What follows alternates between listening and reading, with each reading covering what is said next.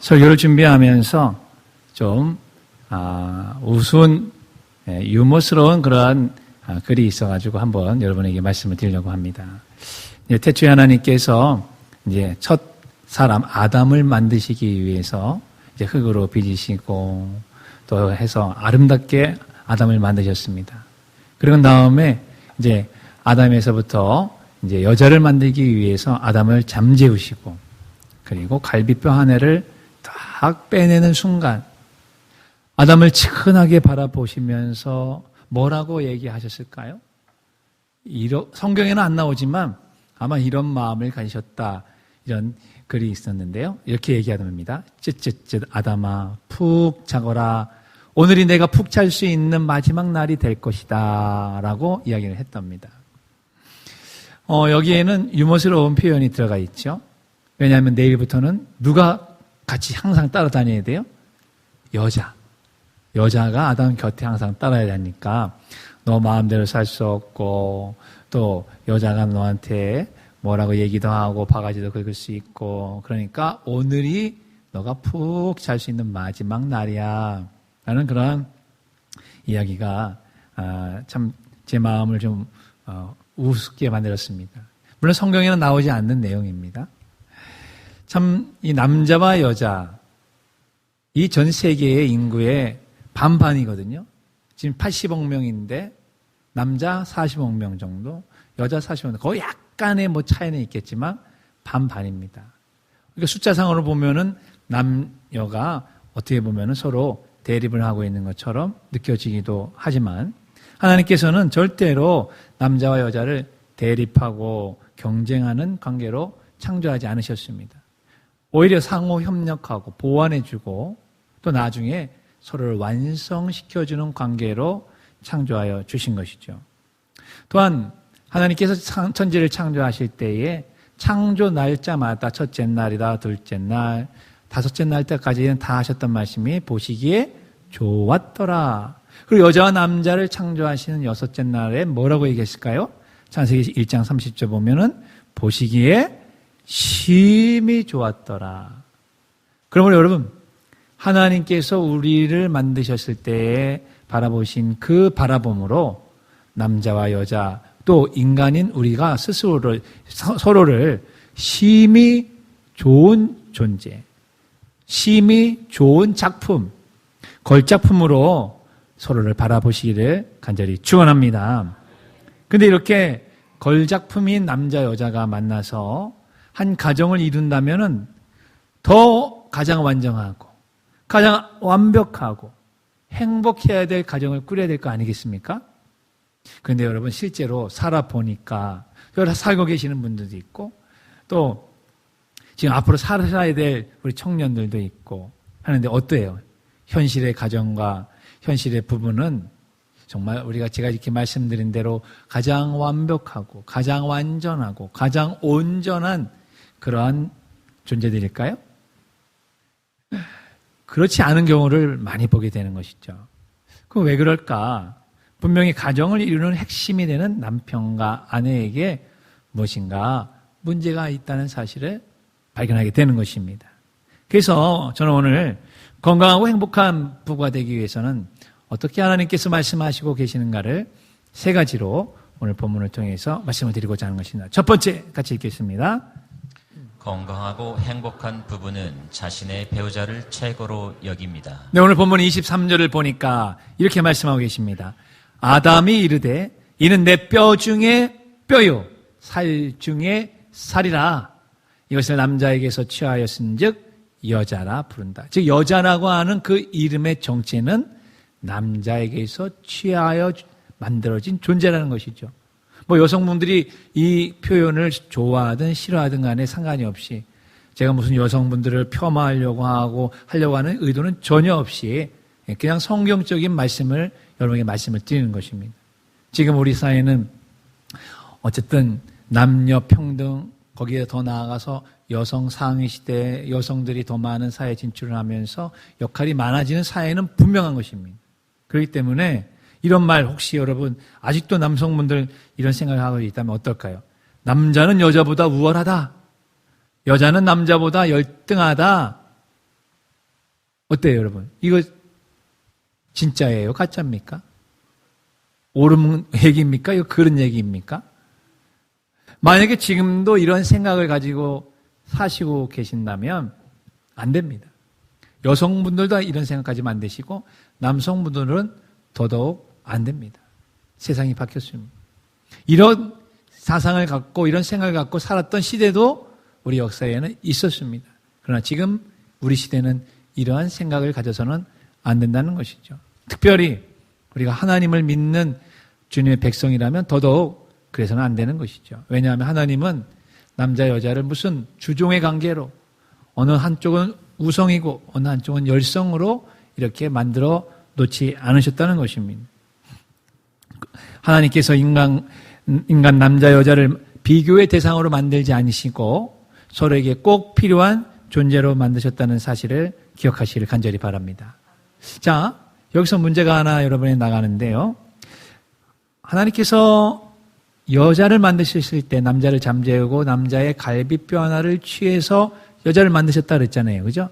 그러면 남자의 갈비뼈는 여자의 갈비뼈보다 하나 더 부족할까요? 어떨까요? 그렇죠. 그럼 남자 갈비뼈가 한쪽이 더 부족할 것 같죠. 오늘 집에 가셔가지고 남편 갈비뼈 한번 세보시길 바랍니다. 근데 여러분, 하나님께서는 남녀 동일하게 갈비뼈 24개로 만드셨다는 사실을 잊지 마시기를 간절히 바랍니다. 남자와 여자가 다른 것은 성염색체가 다른 것입니다. 그러니까 23번째 쌍이 되는 XX 염색체, XY 염색체. 이 염색체가 달라서 남자가 되고 여자가 되는 것이지 나머지는 다 똑같다는 것이에요. 물론 이제 여성들은 자궁이라고 하는 공간이 또 있죠. 왜냐하면 아이를 이제 잉태하고 아이가 자라나야 될 공간이 있어야 되고 남자는 그런 공간이 없죠. 그러한 골격상의 구조의 차이도 있는 것이고요. 그렇기 때문에 갈비뼈가 하나가 더 적다 많다 이런 것은 아무런 근거가 없는 것입니다. 특별히 요즘은 세상이 기술이 많이 발달하고 자기의 성도 바꿀 수 있는 그러한 시대가 우리 시대가 지금 되고 말았습니다. 그래서 남성이 여성이 되기도 하고 여성이 남성이 되기도 합니다. 그래서 남자가 성전환을 해서 여성이 되어서 모습도 완전히 그렇게 바뀌는 경우도 있죠. 너무 어떻게 보면 여성보다도 더 아름다운 여성으로 변하는 그런 남성도 있습니다. 그리고 주민등록 뒷번호도 남자가 1위인데 여자가 2잖아요. 그죠? 1에서 2로 변하기도 하고 2에서 1로 변하기도 합니다. 그러나 제가 말씀드렸던 마지막 우리 몸 안에 있는 유전자 염색체의 XX, XY 염색체는 변할까요? 안 변할까요? 그거는 변할 수가 없어요. 아무리 본인이 변화하고 싶어도 변할 수가 없습니다. 그래서 남자는 남자이고 여자는 여자일 수밖에 없습니다. 이 사회가 인간의 어떠한 뜻으로 그렇게 만들어낼 수는 있지만 창조주 하나님께서 이 땅에 보내시는 모든 존재는 남자는 남자, 여자는 여자 이렇게 되는 것이지 그 중간도 또 다른 어떠한 존재도 있을 수가 없다 하는 것입니다. 우리는 하나님께서 분명히 남자와 여자를 이렇게 서로 구별된 독특한 존재로 만드셨다는 사실을 인정해야만 되는 것입니다. 그러니까 서로의 다른 점을 인정하지 않으면 갈등과 대립이 생기게 되는 것이고요. 이런 다른 점을 인정함과 동시에 우리가 생각해야 될 것은 남자는 여자에게, 여자는 남자에게 어떤 존재로 만들어졌는가를 알아야 한다 하는 것입니다. 이 이야기는 성경이 우리에게 가르쳐주는 것입니다. 그래서 성경이 중요한 것이고요. 사탄이 제일로 가장 원하는 것은 바로 이런 성경의 권위와 성경을 아예 우리 모든 사람으로부터 없어지게 만든다면 이런 생각조차도 이런 마음조차도 가질 수 없게 만드는 것이겠죠. 그러므로 우리 성경을 믿고 또한 성경에 있는 진리의 말씀을 따라가는 저와 여러분은 성경 말씀에 우리의 모든 것을 걸 수 있는 그러한 믿음의 소유자가 되시기를 축원합니다. 그래서 창세기 2장 18절에서 20절을 한번 같이 읽습니다. 시작. 여호와 하나님이 이르시되 사람이 혼자 사는 것이 좋지 아니하니 내가 그를 위하여 돕는 배필을 지으리라 하시니라. 여호와 하나님이 흙으로 각종 들짐승과 공중의 각종 새를 지으시고 아담이 무엇이라고 부르나 보시려고 그것들을 그에게로 이끌어 가시니 아담이 각 생물을 부르는 것이 곧 그 이름이 되었더라. 아담이 모든 가축과 공중의 새와 들의 모든 짐승에게 이름을 주니라. 아담이 돕는 배필이 없으므로. 하나님께서 아담에게 주셨던 것은 다름 아닌 일이었습니다. 일, 사명, 목적이죠. 그 일은 인간에게 가장 필요한 것입니다. 물론 그런 노동이 인간의 범죄로 말미암아 힘들고 저주와 같이 여겨졌던 것은 사실이지만 일 자체라고 하는 것은 우리 인간 모두에게 가장 성스럽고 필요한 것입니다. 여러분, 만약에 우리가 일이 없이 평생을 살아간다고 한다면 여러분 어떨까요? 좋을까요? 평생 먹고 놀기만 한다면 그 인생의 의미는 참으로 어려운 인생이 되게 될 것입니다. 일이라고 하는 것은 우리에게 중요합니다. 그런데 이제 앞으로 인간이 해야 될 노동, 일이 사라지는 날이 가까이 다가오고 있다고 미래 학자들이 예측을 하고 있습니다. 이제는 로봇들이 또 인공지능들이 우리가 지금까지 해왔던 모든 일들, 그 일들을 통하여서 우리가 얻었던 돈, 재화 이런 것들을 이제는 다 대체하는 날이 얼마 남지 않았다는 얘기죠. 참 이거를 제가 보면서 하나님께서 인간에게 주신 가장 성스러운 것이 그 일인데 인간이 일이 없이 평생을 살아야 된다? 야, 어떤 사회가 될까?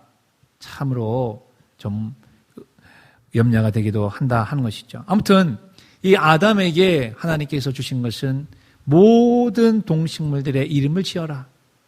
그 이름을 지으려면 특성을 알아야 되겠죠. 연구를 해야 될 것입니다. 비교도 해야 될 것이고요. 거기에 걸맞는 이름을 지어준 것이죠. 그런데 동물들을 보니까 다 암수가 있네요. 그러니 그것을 볼 때마다 본인은 혼자 있고 홀로 있는 외로움과 고독한 마음을 하나님께서 아시고 그 문제를 해결해 주신 것이 바로 여자를 만들어 주신 거 아니겠습니까? 그러므로 여자를 만드신 목적은 남자의 허전함과 외로움을 채워주는 도구로 만드신 것이 절대 아닙니다. 이걸 우리 꼭 기억해야 합니다. 반대로 오히려 남자라고 하는 그 인간 존재를 완전하고 온전하게 만들 수 있는 조력자로 세워주는 것이 바로 여자라고 하는 존재라는 것. 여러분 꼭 기억하시기를 간절히 바랍니다. 이런 하나님의 관점을 부부들이 가질 때에 건강하고 행복한 부부가 될 수가 있는 것이죠. 그리고 이런 부부가 서로를 존중해주고 서로를 배려하고 서로를 사랑해주는 그 모습을 보는 가정의 아이들이야말로 성적도 좋고 그 다음에 인간성 정서도 잘 함양이 되고 꿈과 비전을 가지고 살아갈 수가 있게 되는 것입니다. 미국의 사회학자인 스트라우스라고 하는 사람이 부부의 위상 관계에 따라 아이들의 인격 형성이 달라지고 또 여러 가지 많은 영향력이 있다는 것을 발표한 적이 있었습니다. 그는 4가지 유형의 부부 존재를 우리에게 말하고 있는데요. 여러분 어디에 해당하는가 한번 생각해 보시기 바랍니다. 첫 번째는 남편 우희형의 부부가 있답니다. 남자가 모든 것을 다 좌지우지하는 것이죠. 남편 우희형이 있으니까 반대는 뭐가 있어요? 여성 우희형, 아내 우희형이 있겠죠. 아내가 말하면 그냥 남편이 찍도 못하는, 한마디도 못하는 그런 가정도 분명히 우리 주변에 있습니다. 분명히 있어요. 예전 같으면 가부장적인 사회에서 그냥 남편이 한번 말하면 여보! 안 돼! 가만히 있어! 이러면 그냥 부부가, 아내가 그냥 막 쫄아가지고 그랬던 적이 있었는데 그게 이제 역전이 돼서 반대로 되는 그런 가정도 현대인이 있다는 것이죠. 자, 여기 혹시 여기에 해당하셔요? 근데 이 두 유형보다는 아주 이상적인 유형이 바로 부부 협력형이 있겠죠. 그죠? 그리고 이것도 저것도 아니고 맨날 갈등하는 형이 있잖아요. 아마 대부분이 저는 여기에 해당할 수 있을 거라 생각하는데 갈등형, 부부 갈등형의 형태를 가지고 있는 가정이 있을 거다 하는 겁니다. 분명히 여기에 네 가지 중에 여러분 한 가지를 선택하셔야 됩니다. 물론 손들으라고 하지는 않겠지만은 3번이 되시기를 간절히 바랍니다. 근데 아내 우희영의 가정에서 자라나는 아이들은요, 아이들의 학교 성적은 좋답니다. 근데 정서가 극히 불안정해지고요, 부모에 대한 거부감이 컸다는 것이에요. 왜 그런지는 아실 거예요. 네. 결혼생활 해보신 분들은 아세요. 자, 반대로 남편 우희영의 자녀들은요, 성적은 중간 정도, 정서는 매우 안정, 그러나 부모에 대한 거부감 역시 컸다는 것입니다. 부부 협력형은 다 좋았다는 것이죠. 부부 갈등형은 어떻게 될까요? 최하겠죠. 성적, 그다음에 정서 안정성, 최저. 부모에 대한 거부감, 최저. 나 결혼 안 할 겁니다. 그죠? 항상 엄마 아빠 싸워요. 보는 내내 싸워요. 눈 뜨는 서부터 눈 감을 때까지 싸우고 있어요. 왜 싸울까요? 돈 때문에 싸우고 뭐 때문에 싸우고 계속 싸워요. 그 모습을 보고 자라는 아이들이 아들이든 딸이든 결혼하고 싶겠으면 결혼 안 해. 나 죽었다 깨어도 결혼 안 해. 만약에 우리의 지금 가정들이, 여러분의 가정 안에 있는 자녀들이 나는 죽었다 깨어도 결혼 안 합니다. 그러면 누가 문제가 있는 것이에요? 그 아이가 문제일까요? 아닙니다, 여러분. 누가 문제예요? 아빠 엄마가 문제인 거예요. 아빠 엄마가 문제가 있다는 것이. 그 문제 있는 아이를 누가 만들었습니까? 아빠 엄마가 만든 것입니다. 아이가 어릴 때에는 몰랐어요. 초등학교 들어갈 때까지, 중학교 들어갈 때까지 아이가 그냥 받아들이는 줄 알았습니다. 하지만 아이가 자라나니까 생각이 크고 머리가 커지고 자기의 주관이 생기고 가치관이 생기다 보니까 이제는 가정이 뭔지, 결혼이 뭔지, 부가 뭔지 그것을 알아가면서 부정적인 생각을 갖게 된 것입니다. 누구 책임입니까? 다 부모의 책임인 것이에요. 다 나의 책임인 것이에요. 그렇기 때문에 오늘 부부주의를 맞이하면서 우리 부부들이 가져야 될 그 가장 큰 생각은 무엇이가 있어요? 나 때문에 내 자녀가 이렇게 되었구나. 나 때문에 내 자녀가 아팠구나. 나 때문에 내 자녀가 이렇게 슬펐구나라고 하는 이 마음을 가지시기를 간절히 바랍니다. 그리고 회개해야 될 것은 회개하시고 버려야 될 것은 버리시고, 그래야 앞으로 우리의 자녀들이 더 이상 아프지 않은 것이에요. 여러분, 돈만 많이 주면 자녀들에게 다 잘하는 것일까요? 아닙니다. 아니라는 거 다 알고 계시잖아요. 그런데도 계속 그렇게 우리는 지금까지 살고 있고, 그것을 내 대를 이어서 내 자녀들이 또 그렇게 살아가는 모습을 보면서 후회의 눈물을 흘리고 계시지 않습니까? 우리가 하나님을 믿고 따라간다면 정말 이제는 끊어야 될 것은 여기서 끊어야 될 줄로 믿습니다. 여기서 문제 하나 다시 한번 내드리겠습니다. 여자와 남자, 남편과 아내는 서로 우월한 것도 아니고요, 저급한 것도 아니고요, 더 나은 것도 더 나은 것도 아니에요. 동등한 겁니다. 하나님은 그렇게 우리를 만드셨어요. 그런 생각을 갖고 아이들이 자라나야 되고, 그렇게 부부가 보여줬어야만 되는 것입니다. 그런데 우리의 전통적인 사고방식 때문에, 유교 때문에, 여러 가지 잘못된 가치관 때문에, 세상의 문화 때문에 왜곡이 되고 그것이 잘못 나타난 것이죠. 사실 부부들도 피해자의 한 사람이게 될 것입니다. 몰랐으니까요. 네. 자, 여기서 하나 문제 나가는데요. 우리가 스마트폰이 1년이 멀다 하고 새로워집니다. 그죠? 그 새로 나온 제품, 그 전에 나온 제품보다 어때요? 더 좋아요? 향상되었어요? 나빠요? 어떻습니까? 더 좋지요. 기능도 더 많이 들어가 있습니다. 그러면 제품을 만들 때 나중에 나오는 것일수록 덜 떨어진 것이에요? 더 월등한 것이에요? 더 월등한 것이잖아요. 남자가 먼저 만들어지고 여자가 나중에 나왔잖아요. 그럼 누가 더 월등하고 누가 덜 떨어진 거예요? 한번 생각해 보세요. 뭐 제가 말하지는 않지만, 또 누군가를 도와주는 사람이 성숙한 사람이에요? 도움을 받는 사람이 성숙한 사람이에요?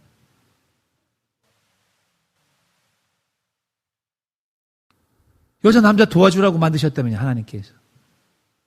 그럼 누가 더 성숙한 사람이? 여자가 더 성숙한 사람이. 어떻게 보면 정말 여성들이 더 성숙하고 더 월등하고 그런 존재가 바로 여성이라고도 볼 수가 있는 것이죠. 하나님 여자를 남자의 갈비뼈에서 취하신 그 이유는 남자의 가장 소중한 부분, 남자의 가장 중심 부분에서 여자가 있다는 사실을 깨달으라는 것입니다. 그러므로 사랑하는 우리 결혼하신 부부 여러분, 내 배우자, 내 아내, 내 남편, 가장 소중한 존재, 가장 최고라는 사실 여러분 믿으시면 아멘 하시기 바랍니다. 이게 중요한 것이에요. 이런 부분은, 이런 가정은 건강하게 될 수밖에 없다 하는 것입니다. 그러므로 이 시간 남편은 아내에게, 아내는 남편에게 이렇게 한번 저를 따라 한번 해주시길 바랍니다. 자, 내 남편 최고! 내 아내 최고! 맞아요, 틀려요? 남의 남편 최고, 남의 아내 최고. 그거 아닌 거 아시죠, 다? 내 남편 최고, 내 아내 최고. 왜? 살 중에 살이요, 뼈 중에 뼈라면요. 근데 왜 그렇게 구박하세요? 왜 그렇게 괄시하세요? 왜 이렇게 무시하십니까? 특별히 무시하지 마십시오. 절대로 아내를 무시하지 마시고 또 아내는 남편을 괄시하지 마십시오. 돈 못 벌어온다고 밥 안 해준다고 하지 마시고, 돈 못 벌어올 때도 있죠. 뭐 돈만 계속 잘 벌고 승승장구하고 하면 얼마나 좋겠습니까?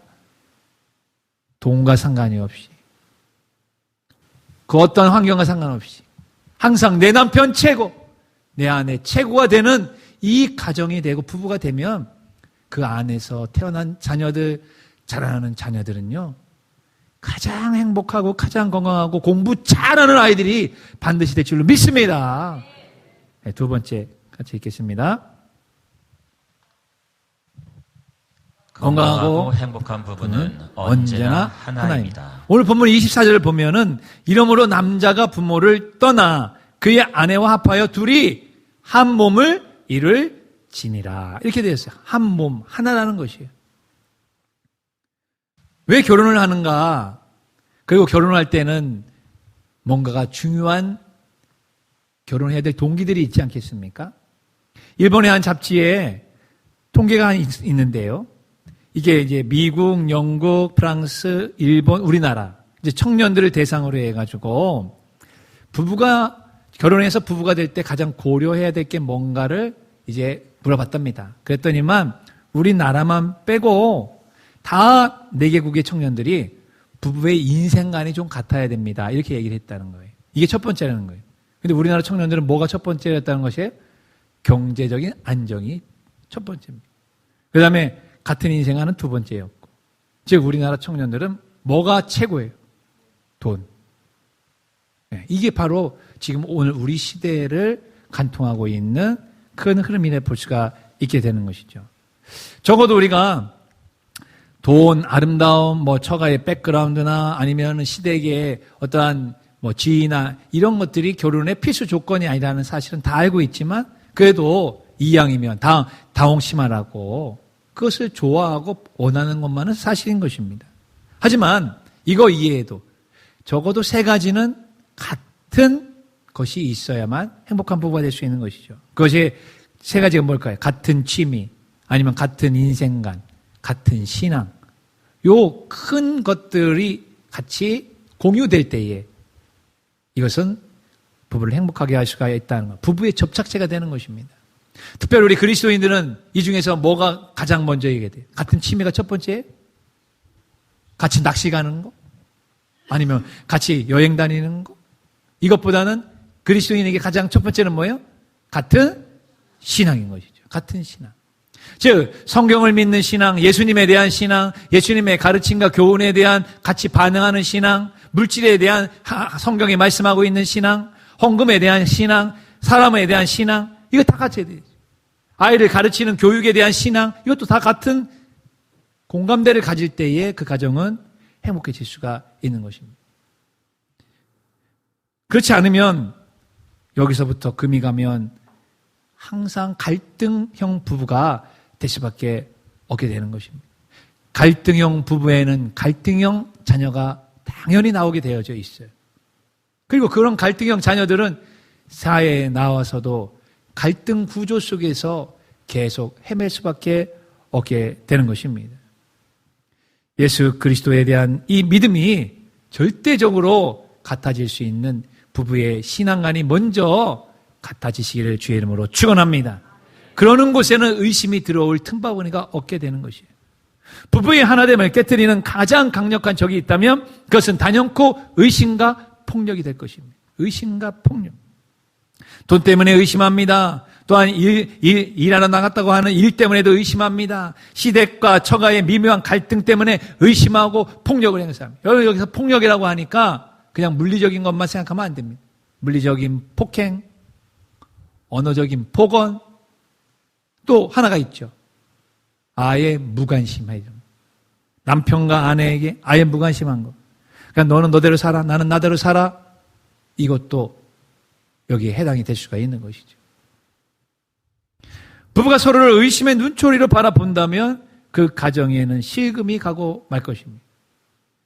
아무것도 아닌 일 때문에 의심이 들어오고 그 의심으로 말미암아 결국은 어떻게 될까요?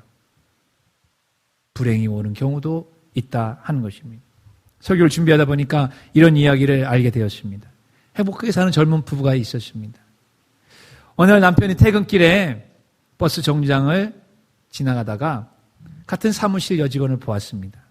그리고 차를 세웠어요. 퇴근 시간입니다. 그리고 집이 같은 방향입니다.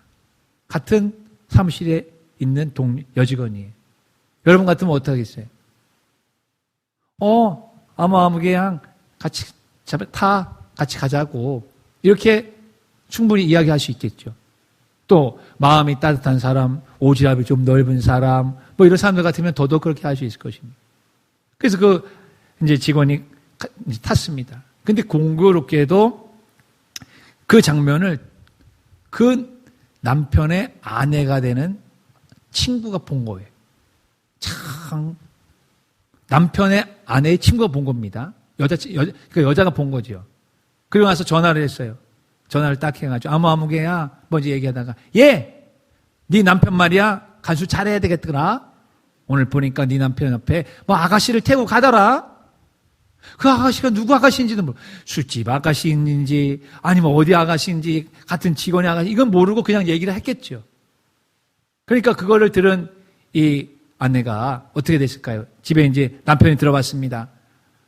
다른 때 같으면 어머나 여보 어서 오세요. 어서 오세요 하면서 가서 안기기도 하고 뽀뽀도 해주고 오늘 당신이 좋아하는 거 이렇게 만들어놨다고 했는데 그날따라 시큰둥하게 가만히 있어요.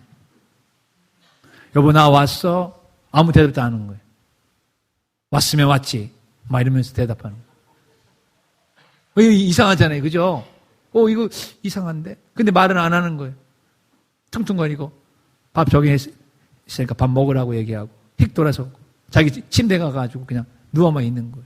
가서 얘기해. 아니 여보 왜 그래? 말 좀 해봐. 속 터져 죽겠네. 그렇죠. 말 안 하면 속 터져 죽는 남자 있습니다. 여기도 한 2분 계시네요. 네. 제발 좀 말 좀 하세요 여성분들. 근데 또 여자분들은 죽었다 깨라도 말 안 하는 분들이 있습니다. 네, 제 아내가 그렇습니다. 제가 속 터져 죽습니다. 그렇게 이제 한 30년 지나니까 제가 이제 길이 들어져가지고 부부싸움에서 말 안 하면 그냥 그러려냐고 저도 말 안 하고 물론 속은 아직도 터지지만 그래도 그냥 넘어갑니다. 이제 그게 살아가는 지혜가 그렇게 되더라고요. 그러니까 이제 그냥 서로 무덤덤덤하게 그냥 잤습니다. 아침이 됐습니다. 아침이 되고 이렇게 되니까 애나 같으면 밥 차려주고 빨리 일어나라고 얘기해 주는데 밥도 안 차려주고 그냥 누워만 있는 거예요. 그 남편이 이 여자가 왜 그럴까? 이 여자가 왜 그럴까? 그러면서 이제 그냥 출근을 한 거예요. 1시간이 지났어요. 출근하고 1시간이 지났어요. 전화가 때르릉 왔습니다. 그러면 이제 이 아내가 그렇지. 이제 이 남편이 정신 바짝 차리고 왜 그런지 이실직고를 하겠지 하고 이제 약간 반가운 마음으로 여보세요 이렇게 이제 했습니다. 그랬더니만 기다렸던 남편의 목소리는 안 들리고 아무게 되십니까? 예, 그렇습니다. 그러니까 여기 0000 경찰서입니다. 이렇게 경찰서에서 전화가 온 것이에요. 누구누구 남편, 당신 남편 맞습니까? 예, 맞습니다. 놀라지 마시기 바랍니다. 오늘 교통사고로 돌아가셨습니다. 방금. 이런 일이 충분히 있을 수 있어요, 없어요? 있죠. 있을 수 있습니다. 충분히 있을 수 있습니다. 그때 좀 더 잘 얘기를 좀 해주었다면, 그냥 의심만 하지 말았다면.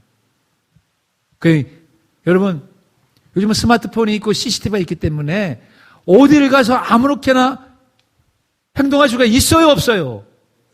절대 없습니다. 절대 없어요.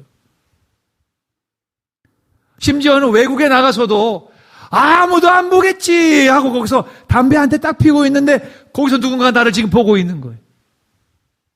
이야, 우리 이준 장로님 옛날에 있으셨던 그 에피소드가 있는데 그게 또 얘기하려면 시간이 지나가는 바람에 얘기는 할 수 없는데 하여간 어딘지 모르게 누군가 어디서에서 만날 수 있다는 사실 꼭 기억하시길 바라고, 혹시나 뭔가가 이상한 일이 있다면 그에 대해서 자초지종을 좀 얘기를 하고 배려하고 그리고 의심을 풀어야만 이러한 불상사가 생기지 않을 줄로 믿습니다.